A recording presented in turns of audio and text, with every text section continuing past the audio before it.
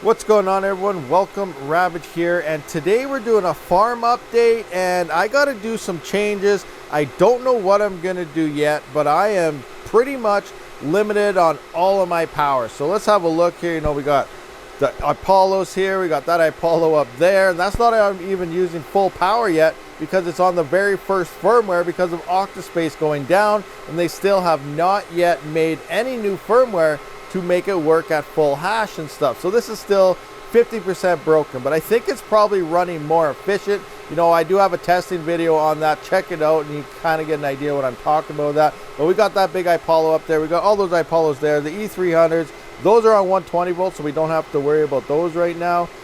Here we got the X16Q, we got the 3 Kaspa ASICs, but regardless, this 30 amp 240 volt circuit right here is hanging out at 6,000 watts. So in theory, that's bad right there because I am over the 80% limit. I think 5,700 watts is the 80%, 7,200 watts is 100%. So I'm over the capacity in theory if you're trying to run this at the 80% limits here on this side of this circuit. Now over here we do have the separate 30 amp 240 volt, and this is where all the CPUs are. So you can see all the rigs hanging out here. We got the single EPIC, and I also got the X16, or not X16, that's actually the X4Q, and the Bitmain X5 over there. Now I can shut down that X5 because it is only making slightly over $1 because it only has the option of XMR mine. It's not the great. So I can save up 1,300 watts by turning that off over there. That's definitely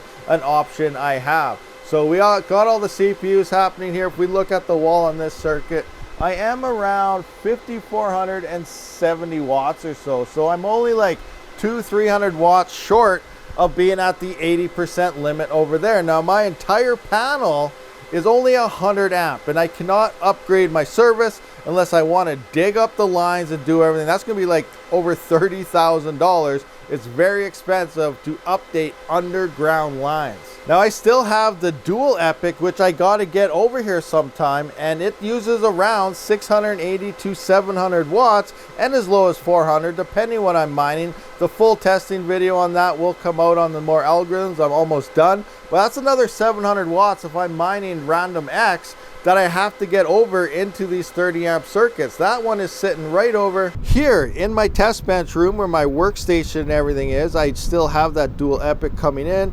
We can see the power consumption here of about 697, 698 watts or so. It is currently mining Zeph. The new power supply, that's Platinum Edition, did come in. So we'll be testing between gold and platinum as well, moving into the future here.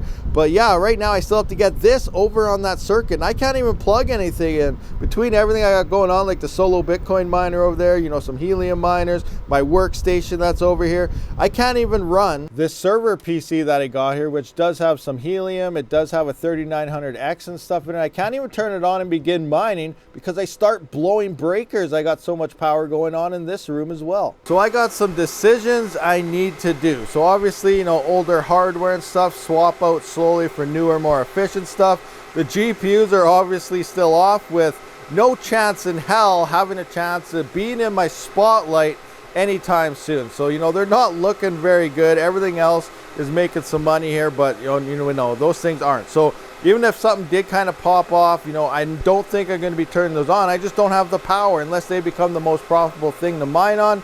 But I really don't think that's going to be the case, probably until like 2029. I feel they're not even going to be that good in 2025 at the next bull run, but we'll have to wait and see what happens. It's coming down to, yeah, I could turn that X5 off. You know, that's 1,300 watts. I can get that EPIC over there when I'm done testing. My next phase is, you know, my next biggest issue is probably those three things right there. Yeah, those 3 Kaspa ASICs. If you guys missed that video on, you know, how we acquired those and everything, I do have the ability to cancel the contract and send them back. And that might be something I'm going to have to do because it's technically going against everything I am when I mine crypto. I try to run efficient. I try to get daily spending money. This is where all like my spending money and everything comes from. I don't hodl for Lambos and everything. You know, it's crypto mining is what's paying most of my bills all the time and buys groceries. So this is eating up a little over 3,000 watts, which would drop 50% of my wall power on that circuit to allow me to build out more CPUs, more epics, more stuff like that. So this might have to go. I'm still up in the air. Now, if I actually would have purchased those with my own money, it would be a totally different situation, because then I would be able to be holding the Kaspa that they're mining. I would be able to use that to pay the power bill. I would be able to use that to go to the grocery store and do all sorts of cool fun stuff. But I'm not. Everything is being sold every single day, and all that's going on here is pretty much hosting until they get their ROI and pay off and go in there. Now, I think I will do a video and see how much these have paid here very, very soon, because I am trying to decide what to actually do with them.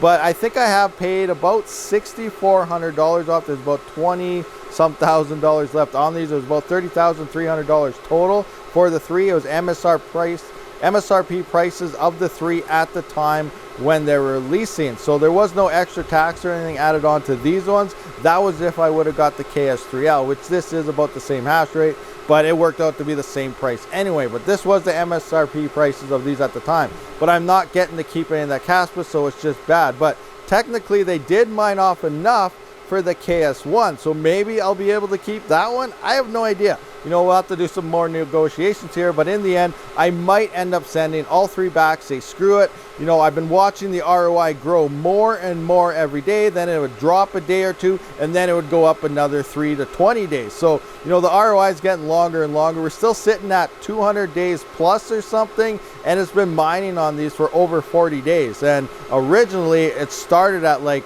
110-day ROI or something. Now I'm upwards of 200, and it's 40 days later. So we can see what's going on there. A few things have happened since then, like Bitmain slashing their prices. People are actually buying those miners now, and we got all the overclocks, which is actually technically hurting everybody's profits. If they drop the OCs on every one of these, everyone would be technically more profitable if everyone had less hash rate. But greed is setting in. Everyone's overclocking, difficulty's going up, hash is going up, and we're making less and less. I was actually just looking at some numbers on this. Sorry, this is a little bit of a rant, but the KS1 now is now at 1 terahash before the overclock. I didn't do that one yet. Is actually making the same as when the KS0 first came out. They're about $25 a day now, but they're using an extra 520 watts more than what the KS0s were doing. So that's just a little idea of how things have been changing. And that's at 5-cent Kaspa. So now we need Kaspa to hit 10 cents. We need it to go to 20 cents and so on, just to start maintaining that profitability, as well as another block reward reduction is happening in under 2 weeks. So here we go, guys, just a quick video, kind of a video. I don't know how long this video actually turned out, but a little bit of rant. But in the end, I am pretty much maxed out on all my power with, I don't have the financials or the ability to be able to update anything. So it comes down to the power that I have limited to me, and I just got to run as efficient as I possibly can and get hardware that's profitable. So that's where I'm at right now. This is a little update on my farm, what I got going on, decisions I need to make. What do you guys think about what I got going on here? What kind of decisions should I make, and what are you guys currently mining with? What are you mining on? Are you mining on your GPUs right now? Because I know some of you guys do have cheap power, but for most residential miners, a lot of you guys are in the same situation I am. I have 11 cent, which is cheaper than a lot of you guys out there. But you know, the average power price is like 15 to 20 cents for a lot of you guys out there. Plus, we're all limited on power. We don't have 200, 400 amp, 600 amp, giant warehouses. You know, those aren't home miners. Home miners is being limited to an X amount of power, and that's where efficiencies and all sorts of things do come into play. So let me know your thoughts on what you guys think I should do. I pretty much already know what I'm gonna do, but again, you know, some idea might pop up and we'll see what happens. Anyway, thank you for checking out this video, guys. I will see you on the next one. Rabid out.